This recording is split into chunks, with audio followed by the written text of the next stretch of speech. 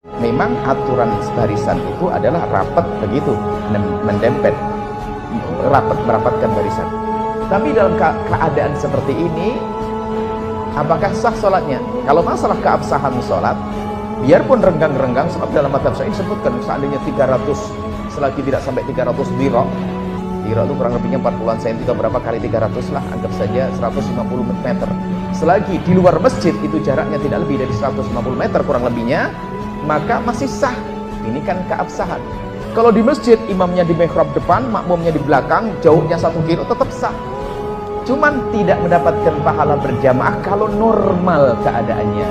Tapi kalau dalam keadaan himbauan dari medis harus menjaga jarak, ikuti, dan pahala jamaah tetap didapat. Sholat yang kita tunaikan itu ada syarat, ada ketentuannya, ya. Jadi untuk menyusun saf harus lurus, harus rapi. Nabi menyampaikan dalam hadis riwayat Al-Imam Al-Bukhari dan Muslim, ya, dari sahabat Anas bin Malik, Nabi mengatakan sawu sufufakum, ya, rapat luruskan safnya, ya, fa inna taswiyatas saffi, riwayat lain taswiyatas sufuf min iqamatis shalah. Jadi kesempurnaan salat itu mesti rapat, mesti lurus. Nah, rapat itu yang kira-kira rapat tapi gerakan kita masih mudah untuk bisa bertakbir dan selanjutnya. Jadi jangan terlalu renggang juga. Nah, kalau takut ada menular virus corona atau di wilayah kita ini ada yang terkena dan tidak diketahui siapa yang tersebar, nah, itu kita tidak usah ke masjid. Di rumah pun kalau biasa ke masjid, pahalanya sama dengan ke masjid. Paham ya? Pertanyaan ini pernah diajukan kepada para ulama, kepada para masyayikh. Di antaranya adalah Syekh Abdul Muhsin Al-Abbad, hafizahullah ta'ala, di kota Madinah, di Masjid Nabawi. Beliau pernah ditanya tentang hal itu. Apa yang terjadi? Apa yang beliau jawab? Beliau menyatakan sholatnya sah tapi tidak dihitung berjamaah. Itu sholat munfarid saja, ya, sholat munfarid saja. Kecuali kalau memang ada uzur syar'i yang mengharuskan seperti itu.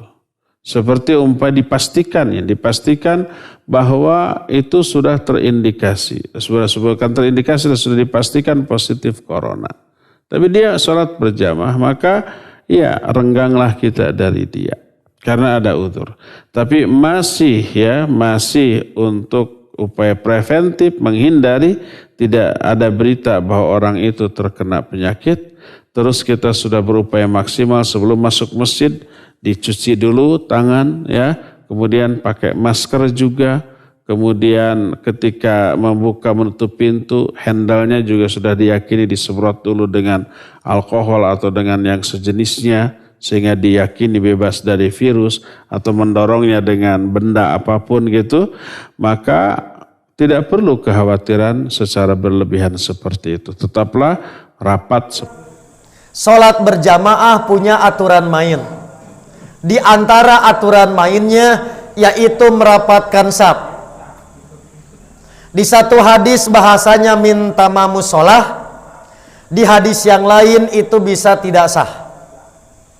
Mohon maaf, pilihannya cuma 2. Tetap sholat di masjid sekuat tenaga menjalankan aturan yaitu merapatkan saf. Karena keusum virus tinggal diatur itulah pentingnya fikih persis taharus pakai YGY. Mau apa pakai YGY? Nuripu manu rapat nih gitu tadi. Kan nuripu manu kieu tuh. Nah, anu kudu kieuan kan? Nah, kita mah tinggal diatur. Tapi sampai 1 meter, saya menyebut kemarin dengan Ustadz Jai, itu mah bukan berjamaah, berkerumun.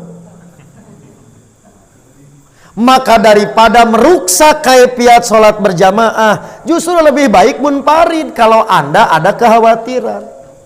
Jadi sholat berjamaah tetap sesuai ketentuannya. Sekiranya Anda khawatir dengan tadi penyakit menular, daripada meruksak kaifiat berjamaah, lebih baik sholatnya munfarid. Maka kedua-duanya antara hifdzuddin dan hifdzun nafas itu bisa dikelola. Begitu saran dari kami. Sunnahnya sholat berdekatan, ya. Sunnahnya sholat berdekatan. Tapi kalau dalam kondisi wabah seperti ini, maka tidak mengapa seorang mengambil jarak, ya. Seorang mengambil jarak dalam sholatnya jika memang kondisinya sudah mengharuskan demikian. Jika tidak, maka kita kembali hukum asal, yaitu kita dempet. Rasulullah SAW senang sholat makmumnya dalam kondisi apa? Rapat. Namun jika sudah divonis bahwasanya kota tersebut ada wabah yang mungkin untuk menular, maka tidak mengapa kita mengambil jarak dalam sholat. Ya, ini lihat situasi dan kondisi.